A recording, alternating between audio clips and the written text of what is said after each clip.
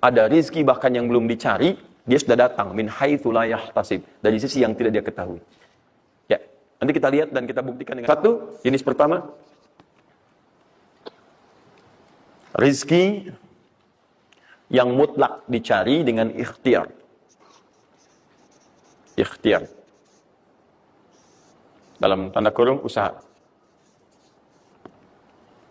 Dalilnya Quran surah 53 ayat 39.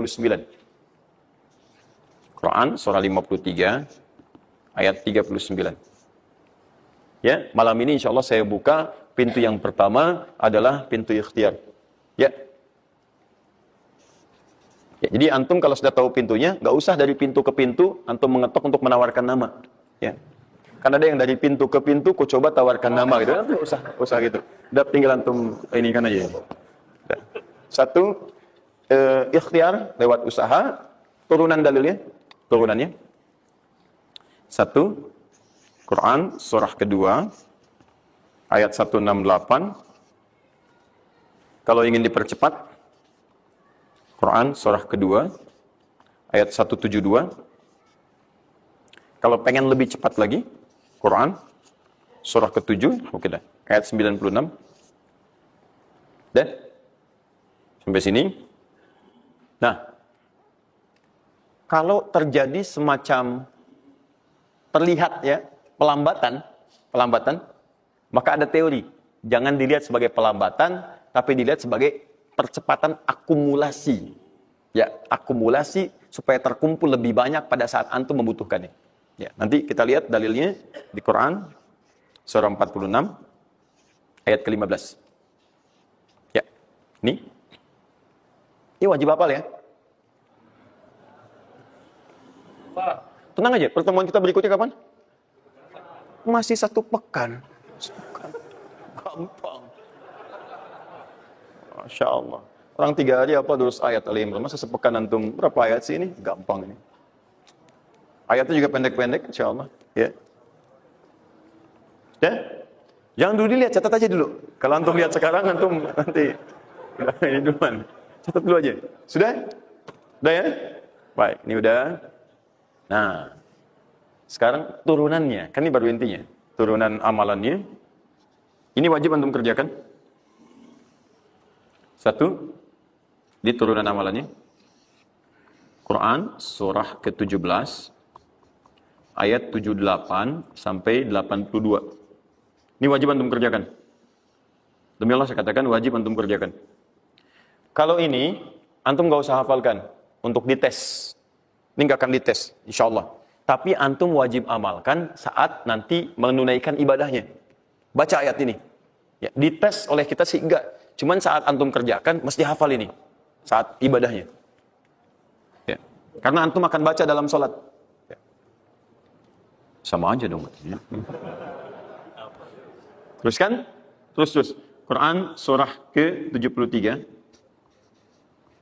ayat 1 sampai 20. Tidak akan muncul di ujian.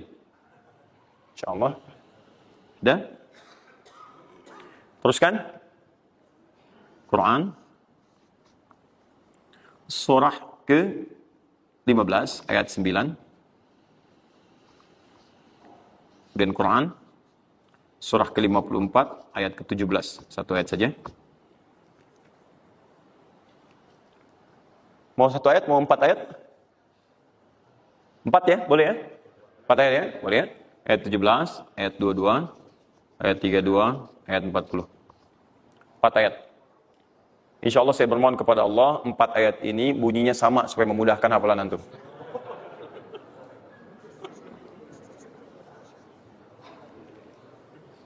Lima. Sudah? Tahan.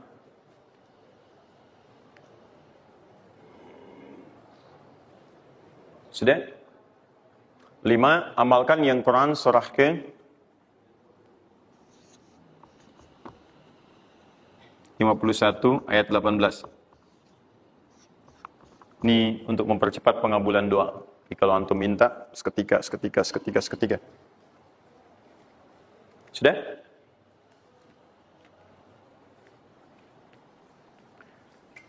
Mau saya kasih bonus gak? Enggak, bonus ini sifatnya spesial. Bahkan ketika antum mengerjakan, rizki itu bisa datang. Dan saya langsung berikan contohnya. Tapi kalau ini saya tuliskan, wajib hafal. Siap ya? Karena ini tawarannya tinggi, ya. Pilih mana? Enggak saya kasih, antum cari sendiri, atau saya kasih, tapi wajib hafal. Boleh? Baik. Dan ini ayat pertama, mana panitia? Lihat ya, ingat baik-baik, ini ayat pertama yang akan menguji. Jadi password kunci pertama untuk masuk pekan depan, ayat yang ini. Quran, surah ketiga Ali Imran, ayat 35 sampai 39.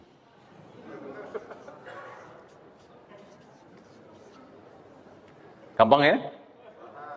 Alhamdulillah. Yang akan diuji hanya ayat 37-nya, 38 dan 39-nya. Yang diujinya 37, 38 dan 39. Panitia boleh acak, mau tanya yang mana dulu ya. Tapi itu ayat yang pertama, yang selanjutnya 3 ayat berikutnya bebas pilih. Sudah?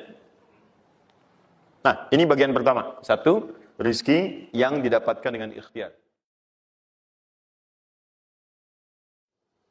Ingat, bahkan Allah langsung menamai ibadah ini dengan ibadah yang sifatnya bisa menambah rizki.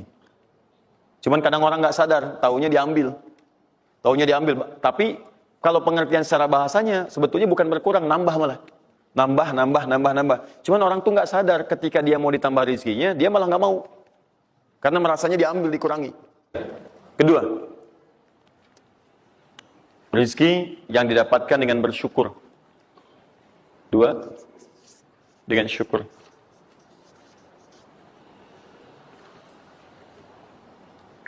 Dalilnya Quran surah ke-14 ayat 7. Quran surah 14 ayat 7.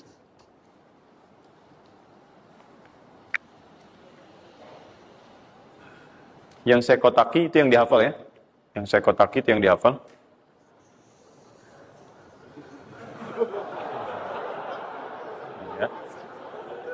Nggak, ini inti ayatnya. Saya serius, ini inti. Ini harus ada. Karena ini, saya sering katakan ketika Anda menghafalkan, itu spirit ayatnya ada dalam jiwa kita. Kalau bisa udah otomatis gitu. Udah otomatis. Jadi begitu antum mengerjakan itu, antum ingat. Dan ketika antum berniaga pun, antum ingat. Jadi kalau antum sedang misalnya usaha apa, ada sholat tuh, antum refleks. Sholat. Karena tahu dengan sholat itu rezeki bertambah, bukan berkurang. Jelas ya? Nah. Terus kan, ini Quran surah 14 ayat 7, saya naikkan ke atas ya. Turunannya, Quran surah ke-9, ayat 103, saya urutkan berdasarkan amalan, dan Quran surah 9, ayat ke-60.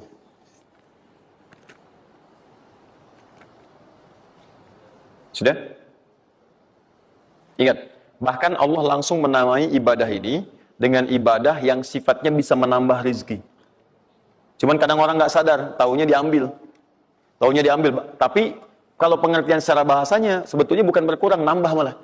Nambah. Cuman orang tuh nggak sadar ketika dia mau ditambah rezekinya, dia malah nggak mau. Karena merasanya diambil, dikurangi. Nanti kita akan lihat. Jangan lu dibuka ayatnya Pak. Ya, itu saya. Nah, tawaran saya yang kedua nih.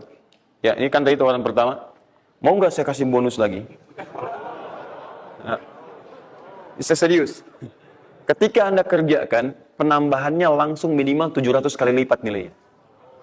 Mau? Alhamdulillah. Sama, ini 3, ini pun harus 3. Ya. Quran surah kedua, ayat 261 sampai 263. Nah, ini saya kotakin.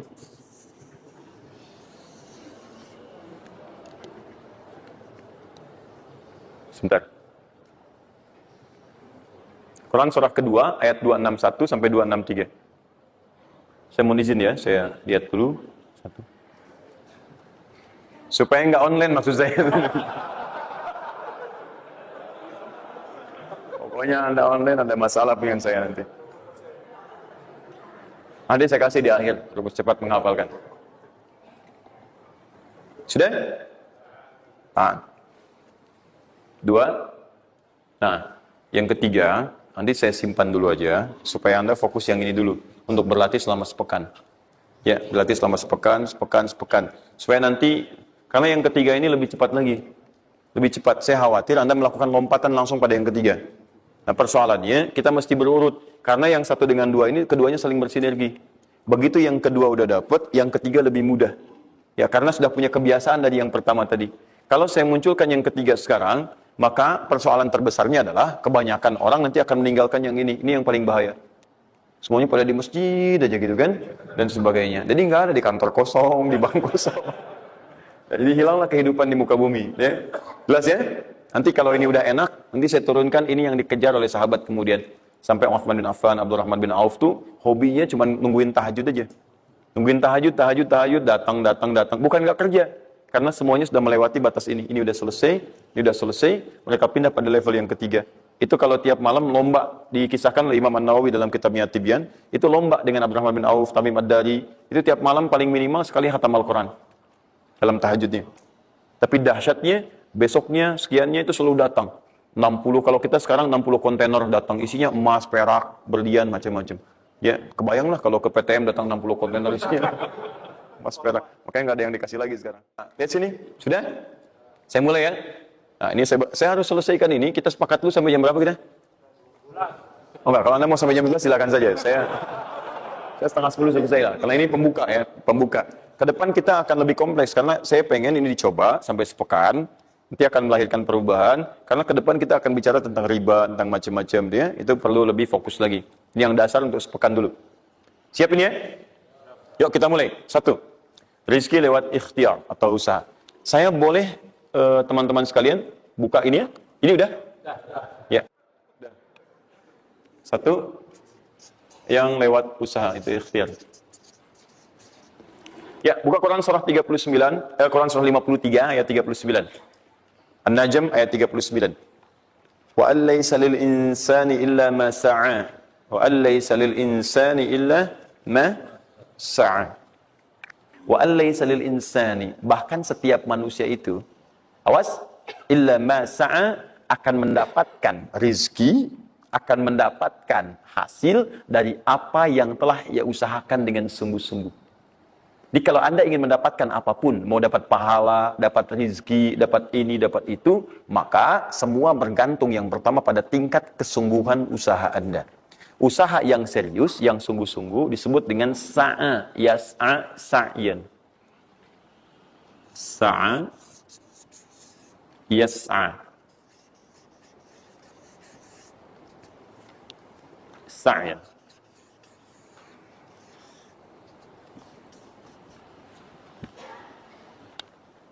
Ini sa'a, yas'a, sa'yan tidak disebutkan dalam bahasa Arab kecuali menunjuk satu usaha yang sangat serius. Sungguh-sungguh.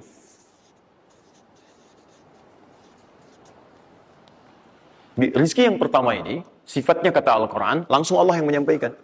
Kalau Anda mau mendapatkan rizki itu, baik yang sifatnya materi, uang, rumah, mobil, pakaian, makanan dan sebagainya, maka Anda mesti serius. Usaha. Usaha yang serius. Saya belum bicara bagaimana cara usahanya. Tapi Quran ingin membangun komitmen dulu. Anda mau usaha enggak? Anda usaha, saya kasih kata Allah. Jadi kalau Anda enggak usaha, enggak akan turun rezeki. Ya. Enggak ada rezeki turun dengan cuma diam aja. Enggak ada. Anda mesti usaha. Saat saya berada di Mesir, ada 2 mahasiswa itu saling, mereka paham Quran. Mereka diskusi ingin membuktikan kebenaran Quran. Yang satu cara berpikirnya benar, yang satu keliru. Yang satu berkata, Allah kan sudah jamin rezeki kita akan diberikan, ya kan? Sampai kita wafat, sempurna rezeki. Jadi nggak nyari pun pasti dikasih. Cara berpikirnya seperti itu. Ini yang dipakai oleh orang liberal sekarang. Nah, maksudnya logika semacam ini. Yang satu lagi berkata, memang Allah kasih, cuman kita mesti usaha. Dia sebutkan beberapa ayatnya. Yang satu bertahan dengan pendapatnya, dia ingin buktikan, saya masuk nanti ke masjid. Kalau di Timur Tengah itu suka ada zawiyah, tempat-tempat khusus untuk ibadah. Dia masuk ke dalamnya, sembunyi di belakang meja. Nah, di masjid itu suka ada muhsinin, para donatur. Yang itikaf kasih makan, kasih makan. Hari pertama semua dikasih, dia tidak karena ngumpet. Karena perjanjiannya nggak boleh ada usaha apapun. Hari kedua, dia masih ngumpet, nggak dikasih. Semua dikasih yang ada. Hari ketiga, sudah lapar sekali, sudah nggak tahan. Begitu udah dikasihkan, yang muhsinnya tanya, hal min akhar, ada lagi yang lain nggak? DKM jawab karena nggak tahu kan ngumpet. Nggak ada yang lain. Baik, kalau gitu saya kasih ke tempat lain. Karena beranjak mendengar suara itu, dia langsung kasih kode dengan berdahan. Kaget kan DKM. Begitu dibuka, ada orang ngumpet di belakang meja sudah kelaparan. Akhirnya dia ada orang satu lagi di sini, langsung dikasih bagiannya sampai dengan 3 bungkus. Begitu dikasihkan itu, teman yang kedua tadi yang mengatakan mesti ada usaha, langsung mengejar pada teman yang bersembunyi. Dan dia katakan, kan saya bilang dari awal, rezeki itu mesti dicari, walaupun dengan sama. Saya juga sama, Ustadz pemateri misalnya kan, begitu kehausan ya, dia kan, misal, panitia datang, macam-macam. Misal. Enggak, itu contoh. Saya nggak biasa ceramah sambil minum. Ya.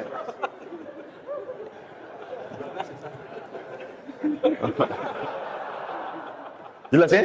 Nah, jadi prinsip yang pertama, kita harus punya komitmen yang kuat dengan Allah. Kata Allah, kerja ya kerja. Kata Allah, usaha ya usaha, jangan diam. Di usaha itu sepanjang keluar yang disebut usaha dari dalam tubuh kita, kaki melangkah, tangan bergerak gitu kan, kemudian mulut berbicara, bersuara, atau telunjuk menunjuk aja, ada usaha, rezeki turun. Apa butuh pembuktian lagi? Tuh lihat di beberapa belokan-belokan tuh, cuman orang begini aja, prit, 1.000, makasih Pak, 2.000, makasih bos, ya kan, 5.000, paman. Jelas ya, paham ya? Nah, ini yang pertama, usaha yang serius. Nah ini langsung dicontohkan oleh Allah. Bahkan kalau Anda serius, nah perhatikan, ini jejaknya langsung ditemukan dan diabadikan dalam Al-Quran. Ada beberapa tahapan yang mesti kita tahu. 1, 2, 3. Perhatikan cara keseriusan yang digambarkan dalam Al-Quran. Teman-teman, kalau saya sebutkan sa'ah dalam Al-Quran, mungkin agak banyak kita mencarinya, butuh energi. Tapi kalau saya ilustrasikan begini, antum insya Allah akan lebih cepat menemukan.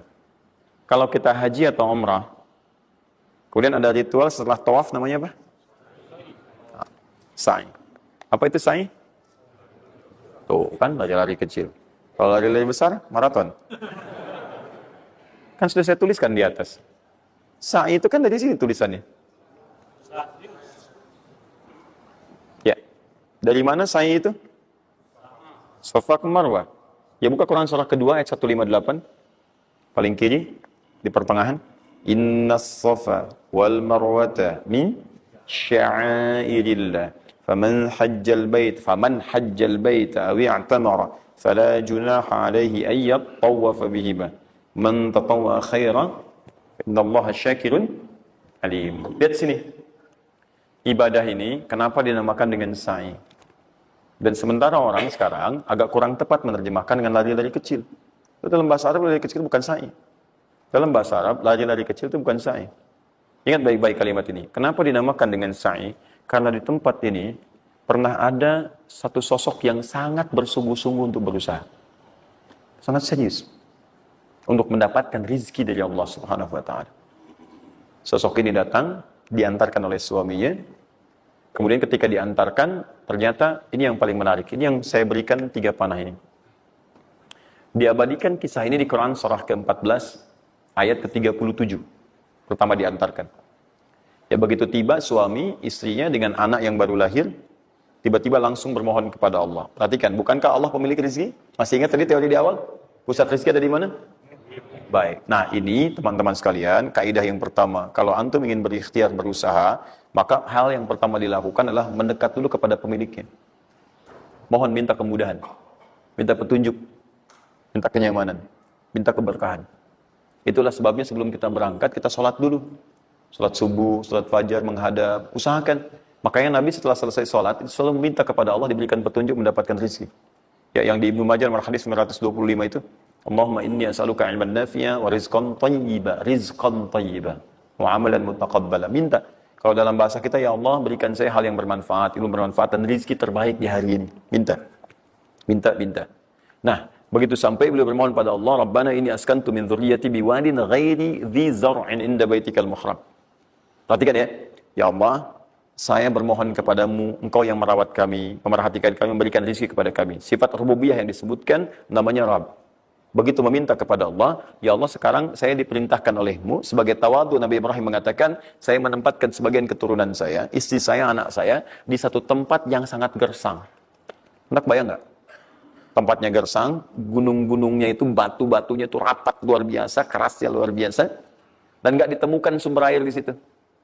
Artinya, ini kondisi yang paling dalam lah, ya. Kondisi yang paling sulit didapatkan. Jadi, selevel tumbuhan pun nggak ada. Jadi saya mau katakan begini, lihat ya.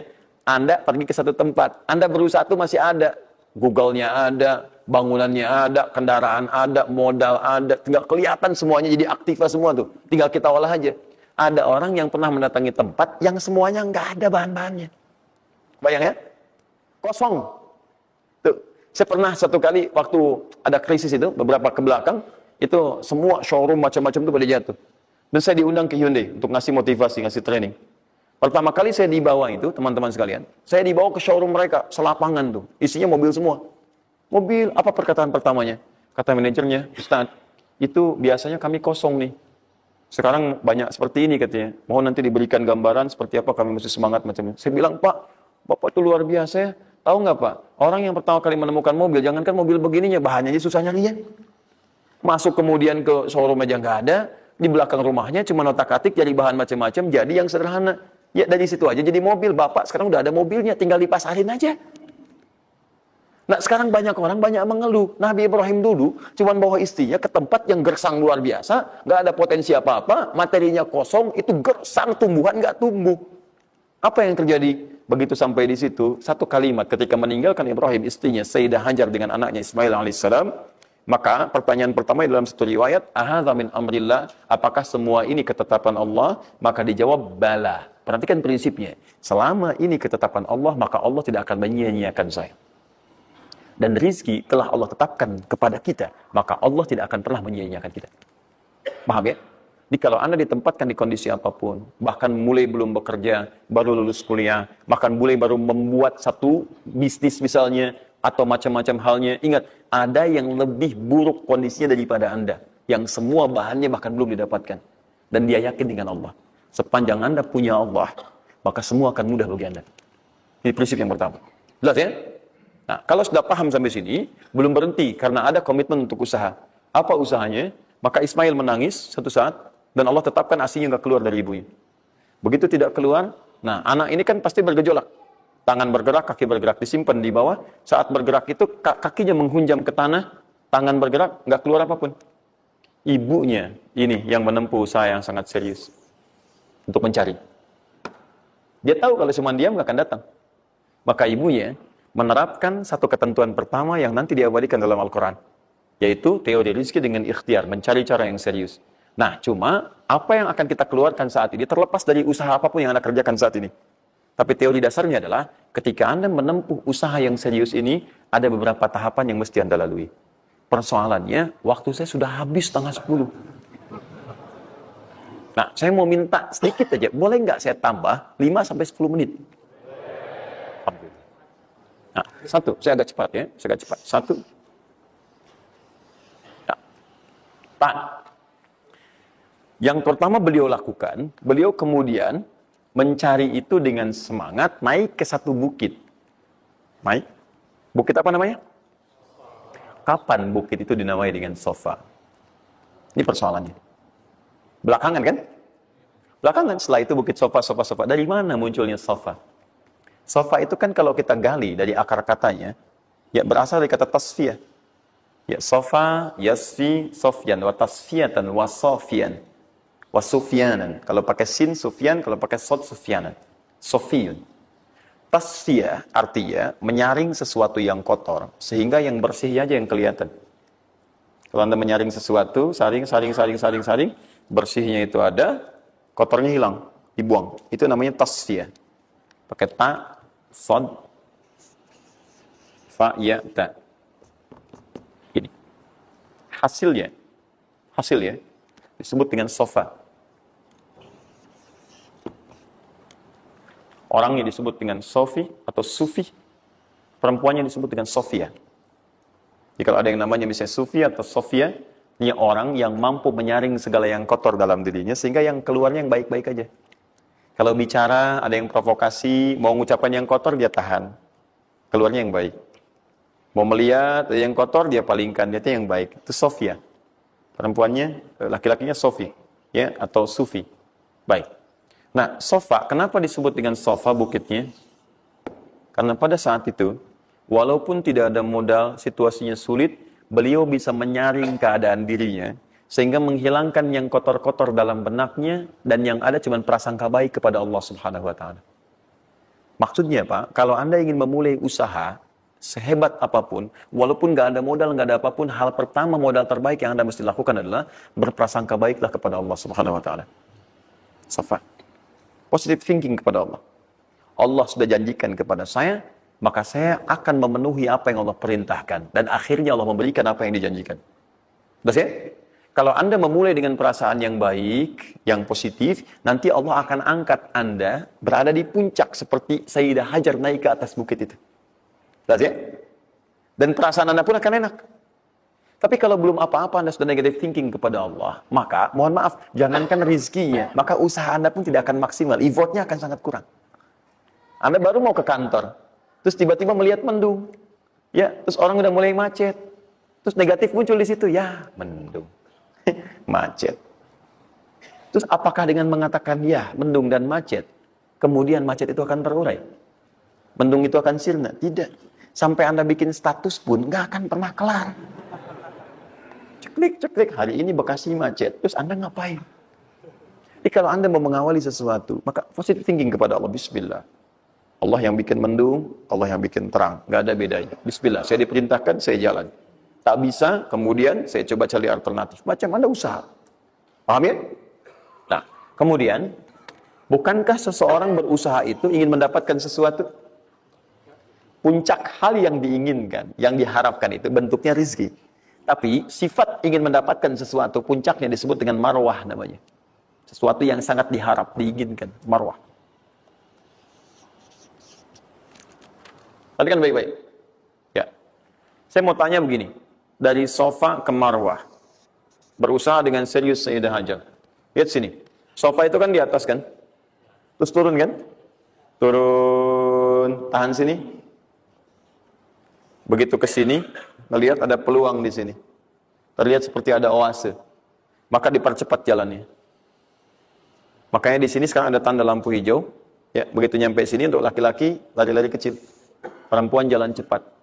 Ini karena ibadah yang disebut dengan sa'i sering diartikan dengan lari-lari kecil. Ini berlari ini teman-teman, jalan cepat ibu. Ini sesungguhnya awalnya ini melihat di sini seperti peluang ada oase di sini di marwah. Banyak air. Maka dipercepat jalannya. Sampai di batas ini ragu lagi.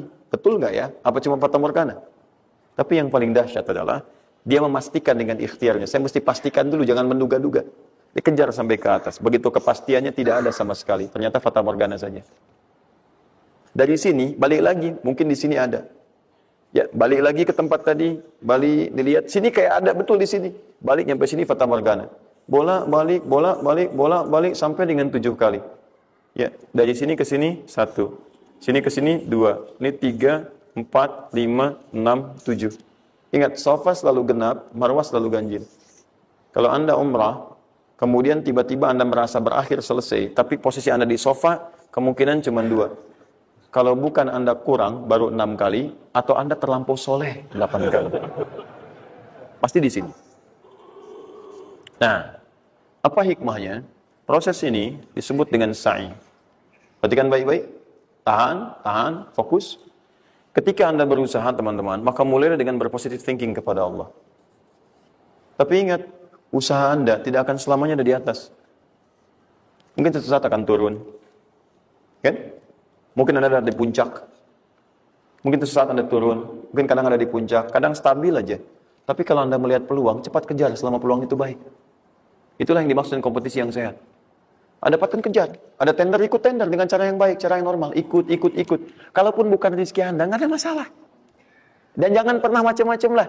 Saya dah ajar kan nggak pernah nyogok sama malaikat. Malaikat cepat sini dah gitu. Saya kan di sini Nabi gitu ya. Kau minta apa saya kasih, kan nggak pernah. Ya biasa aja bolak-balik. Ya walaupun mungkin ketika Anda kejar itu bukan bagian Anda, mungkin cuma fata morgana, nggak ada masalah. Saya kasih rahasia besarnya. Sepanjang Anda betul-betul ikhtiar dilakukan karena Allah, maka perhatikan baik-baik. Kadang-kadang Allah seakan menunda apa yang menjadi hak Anda, bukan ingin menunda dan membiarkan Anda tidak mendapatkan sesuatu, tapi ingin memberikan semua nikmat secara sempurna. Karena di atas itu ada nikmat pahala, ada nikmat doa, ada nikmat istighfar, ada nikmat usaha, dan nikmat hasil yang tiada terputus. Tidak terputus. Lihat sini. Kalau antum sehari berusaha, nggak dapat apa-apa. Memang, mohon maaf, hasilnya belum dapat diraih. Belum dilihat tuh. Tapi bukankah pada saat itu, doa antum akan bertambah? Bukankah malamnya salatnya nambah? Tahajud? Bukankah di situ kadang-kadang kita istighfar? Ya Allah. Teman-teman, bukankah istighfar menggugurkan dosa? Bukankah berdoa menambah harapan, mengakumulasikan sesuatu? Bukankah tahajud menambah pahala lagi? Kadang-kadang yang diinginkan oleh Allah pertama kali bukan dunia dulu. Ketika Allah mencintai seorang hamba, dia akan berikan pahala akhirat dulu. Karena dunia itu sifatnya sementara. Hei fulan, kamu kemana aja? Kemarin kamu jauh dari saya, baru sekarang kamu pikir dekat dengan saya. Saya nggak pengen kasih dunia dulu, dunia itu kecil. Kalaupun di seekor sayap samuk sebelahnya, sebelah sayap nyamuk ada dunia itu ada nilainya, saya kasih buat kamu deh, nggak ada nilainya. Ya, karena itu saya ingin kamu akhirat sempurna dulu. Saya ampuni dulu dosa-dosa kamu yang kemarin. Begitu sudah diampuni, hari kedua istighfar lagi diampuni, saya kasih pahala yang banyak. Begitu pahala udah dapat, dosa udah diampuni, baru dunia diakumulasikan. Karena hukum dunia itu, kalau antum usaha, akan terus diberikan. Jadi nggak ada yang nggak dikasih. Jadi kalau antum sehari bekerja ini, kelihatannya nggak dapat apa-apa. Bukan nggak dapat apa-apa, disimpan untuk diakumulasikan. Nanti dosa antum tuh udah hilang, amalan udah banyak, antum dapat banyak. Kadang-kadang nggak sadar kalau saat dapat banyak itu sebetulnya itu hasil usaha antum sebelumnya. Itu teorinya begitu. Ya, jadi nggak ada yang nggak dapat apa-apa. Semua akan dinilai. Sepanjang antum bergerak dikasih dan antum buktinya hidup juga. Sampai ke hari itu kan masih hidup. Bisa makan juga di hari itu. Bisa beraktivitas juga, sehat juga dan sebagainya. Belum dapat apa. Makanya kata Nabi, yang hari itu ada makanan, dia orang kaya sebetulnya. Kalau besok masih ada lagi, kaya banget. Antum sampai sebulan masih ada cadangan. Ini kenapa kita mesti berkeluh kesah? Dan belum tentu hidup juga sampai besok. Yang tuh mau ngumpulin apa? Nah, maka prinsip yang terbaik adalah ketika antum berikhtiar, ikhtiar usaha yang maksimal. Tapi jangan khawatir kalau antum kerja sehari nggak dapat, 2 hari belum ada usaha. Jangan khawatir teman-teman sekalian. Rumus yang mengatakan semua ketika badan bergerak, maka rezeki dituliskan untuk keluar.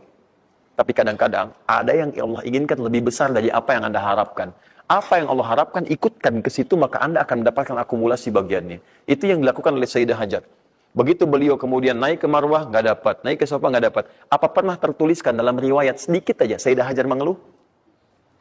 Tunjukkan kepada saya, kitab mana yang pernah menunjukkan riwayat ketika bolak-balik itu, kemudian Sayyidah Hajar berkata, ya Allah, saya kan istri Nabi, saya kesini memenuhi perintahmu, ya Allah. Ini udah capek, kenapa belum turun juga? Pernah nggak?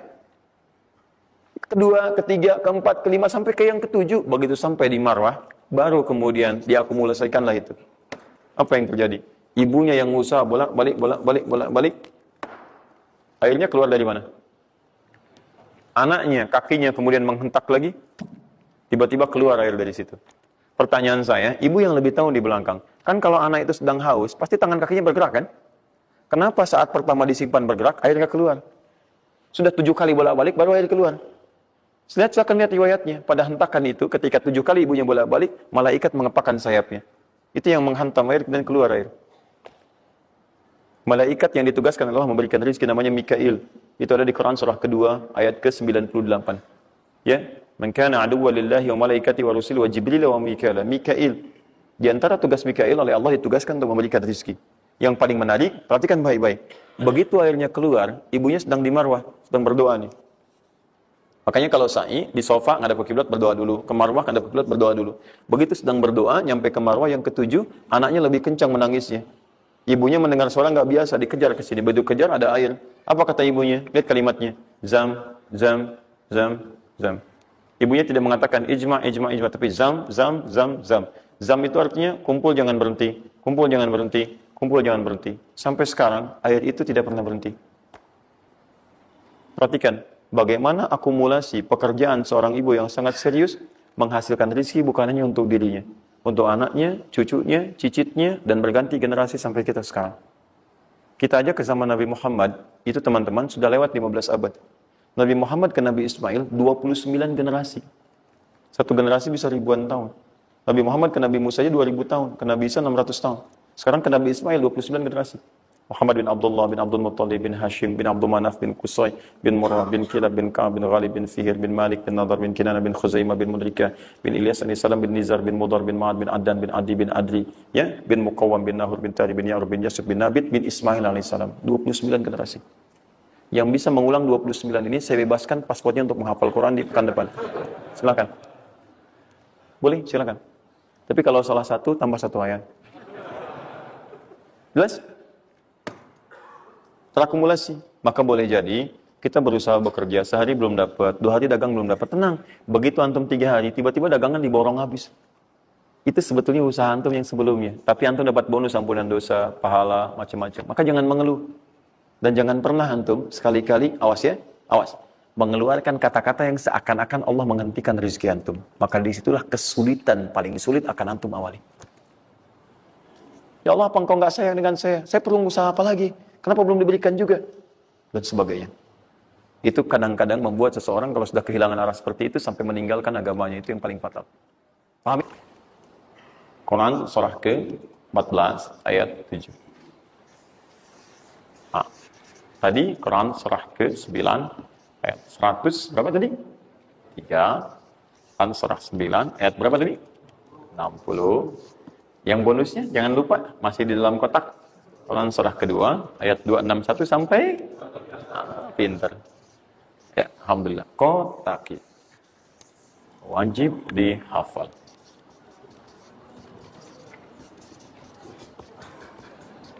Maksud saya di akhir pasti ada yang foto. Saat foto itu kalimat ini harus muncul. Jangan di capture, jangan di crop. Fokus. Nah, sekarang rezekinya sudah ada. Bagaimana Anda mendapatkan akselerasi dari peningkatan? Ya, baik sifatnya kuantitasnya ataupun juga nilainya. Terus. Ya, maka rumusnya kalau sudah dapat dari usaha itu, tadi kan usaha kan? Ya, ada usaha yang kedua. Masih ingat teman-teman? Yang punya rezeki siapa? Nah, sekarang Allah tawarkan.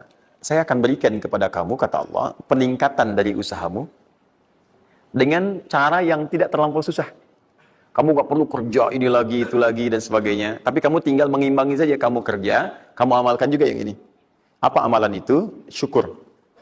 Perhatikan langsung redaksi dari Allah. Saya tidak akan menambah, mengurangi. La'in syakartum la'azidannakum. Ingat, la'in syakartum. Kalau kamu bersyukur kepada saya, la'azidannakum. Saya akan tambah bagimu. Jelas ya? Tambah di sini bukan menambah nominal. Ya, karena nominal itu akan tetap. Maksudnya kalau antum 100 miliar aja. Yang ditambahkan itu ada 2. Pertama, penambahan percepatan dan kemudahan dalam mendapatinya. Lebih mudah dari sebelumnya. Yang kedua, penambahan keberkahan di dalamnya. Berkah itu manfaatnya lebih banyak. Yang tadinya 50.000 jadi cepat habis, sekarang tuh banyak manfaatnya. Ya, kepake gitu. Di kalau dulu tuh semua pengen dibeli, dapat 5 juta juga, cuma semua pengen dibeli baju, dibeli gitu kan. Ya ini dibeli, lihat orang beli ini, pengen beli itu. Tapi setelah antum kerjakan ini, itu asasnya asas manfaat. Kepake nggak? Manfaat nggak? Kalau manfaat, itu saya dapatkan. Kalau tidak, mungkin hak orang lain yang Allah titipkan lewat saya. Jelas ya? Nah, sekarang lihat. Bagaimana cara bersyukur itu? Cara bersyukur itu ada 2. Ya, saya percepat, dan di sini kita berakhir. Saya cuma tinggal punya waktu 2 menit lagi, maka saya percepat kalimat saya. 1. Cara bersyukur itu 1, keluarkan dari harta itu bagian zakatnya kalau sudah memenuhi unsur zakatnya. Keluarkan dari bagian harta yang didapatkan, kalau antum bekerja dapat gaji, dapat macam-macam, masuk nisabnya, muncul haulnya, kaidah pertama keluarkan. Dah. Keluarkan. Nggak usah mikir, nggak usah macam-macam. Dah, 2,5% keluarkan. Itu 2,5% itu paling minimal. Kalau mau 5% keluarkan. Ingat rumusnya, kenapa disebut zakat? Di antara makna zakat itu adalah annama, sesuatu yang berkembang, nambah. Ya. Zakat itu ada at-tahara, ya, an-numu, ya, sesuatu yang berkembang. Di dalam bahasa Arab sekarang investasi disebut dengan an-nama wal istismar, sesuatu yang diinvestasikan. Jadi ketika Anda zakat sebenarnya bukan mengurangi harta, menginvestasikan harta untuk ditambah. Minimal 10 kali lipat dari sebelumnya. 10 kali lipat. Jadi kalau Anda misalnya keluar zakat, taruhlah misalnya 25 juta, ya, Anda dapatkan. Terus 2,5%-nya diambil dari situ, berapa? 2,25, ya, 2 juta, 2,5. Anda keluarkan tuh. Maka Anda pada hakikatnya sedang melipat gandakan harta Anda 10 kali lipat dari sebelumnya.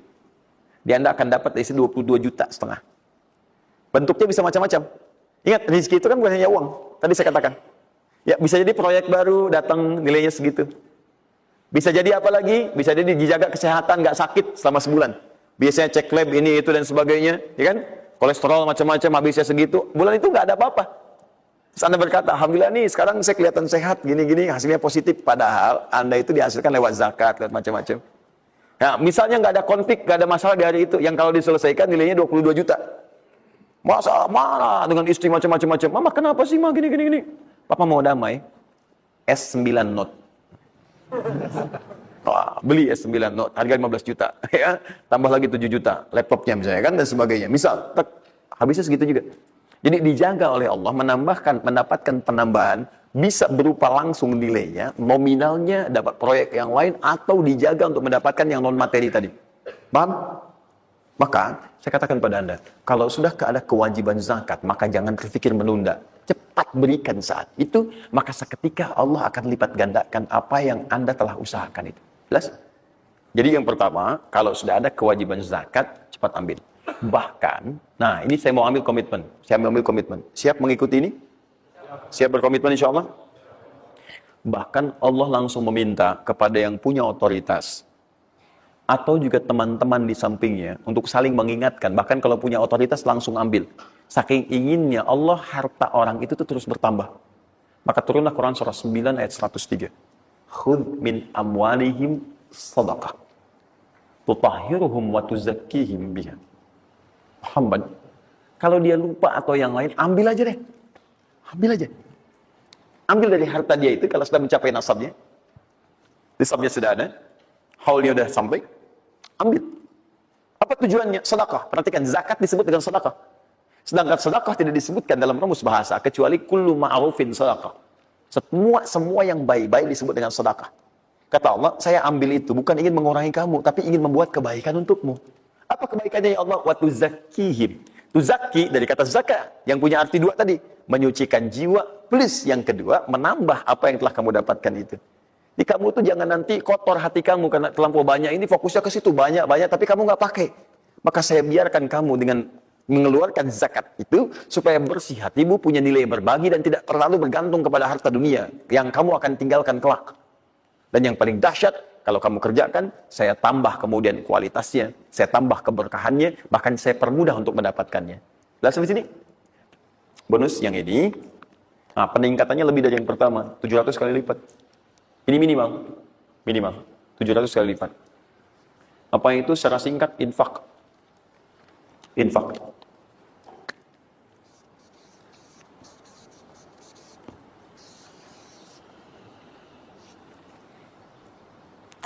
Sudah?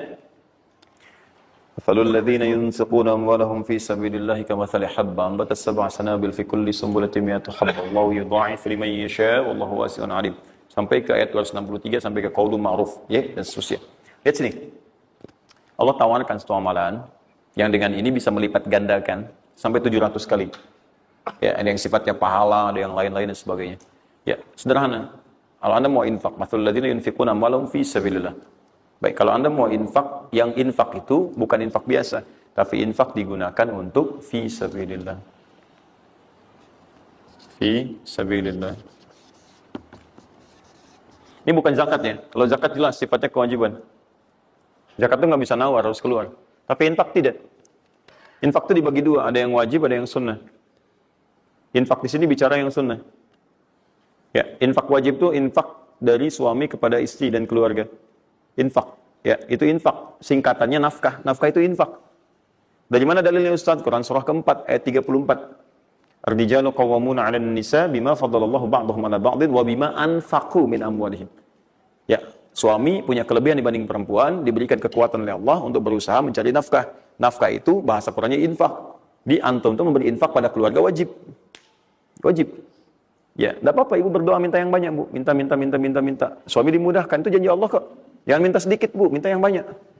Minta yang banyak. Karena antum, teman-teman, mencari 1 juta. Tapi ibu menjadikan 1 juta itu cukup untuk sebulan. Itu nggak mudah.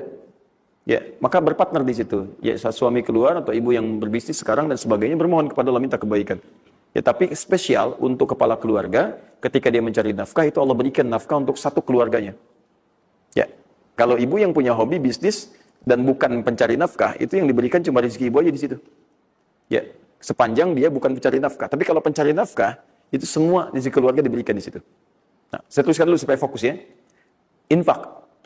Infak ini, kalau Anda mau keluarkan di jalan Allah, maka ada 5 golongan yang utama. 5 golongan. 5 golongan itu, ini masuk ke dalam kotak tadi yang wajib dihafalkan. Tambahan. Quran surah kedua, ayat 215. Cepat, waktu saya tinggal 5 menit. Kalau Anda terlampau lambat, saya tidak akan bisa menyampaikan rumus cepat menghafalkan apa yang telah saya wajibkan. Ya, jadi fokus baik-baik. 5 golongan ini, Anda nanti lihat Quran surah kedua ayat 215. Yas'alunaka madza yunfiqun qul ma anfaqtum min khair. Kalau mau infak, ya, rumus pertama, Anda mesti keluarkan yang terbaik. Ya, yang terbaik ingat, yang terbaik. Kalau uang sifatnya cari, jangan yang sudah kucel, nggak enak dilihat dan sebagainya. Cari yang paling bagus, yang ini itu yang diberikan. Ya, kalau makanan seimbang. Kalau Anda beli sama-sama hangat, jangan yang satu udah dingin, satu ini berikan pada orang, tidak. Kalau pakaian masih layak, bagus ini, berikan.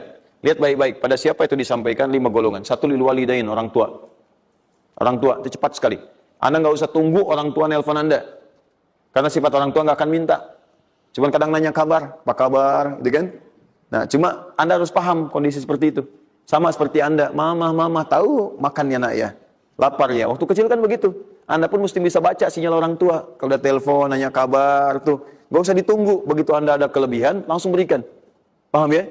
Bahkan jadi wasilah nanti. Nanti lain waktu, kalau sudah waktu luas, saya berikan gambaran. Bahkan saat susah pun, saat macam-macam pun, itu ada rumus nanti berikan infak pada orang tua. Maka ketika orang tua mengatakan, ya Allah, berkahi anak saya, mudah ya, itu langsung mengguncang arsy.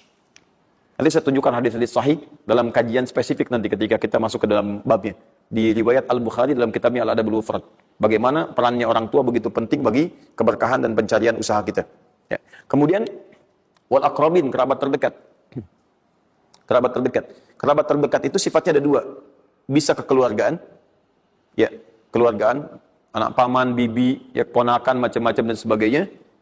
Ya, kemudian bisa juga tetangga kita nih, yang samping-samping. Aqrabin, yang paling dekat dengan kita. Mereka itu sangat menentukan. Kalau antum nggak perhatikan, berbahaya juga bagi kehidupan antum. Antum sukses di kantor, tapi nggak perhatian sama tetangga. Begitu ada maling macam-macam, malah didorong tuh sama tetangga. Biarin aja, habisin.